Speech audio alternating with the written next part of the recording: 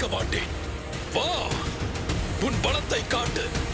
நீ பிரபு ராமரின் பக்தனிடம் கோரிக்கை வைத்திருக்கிறாய்.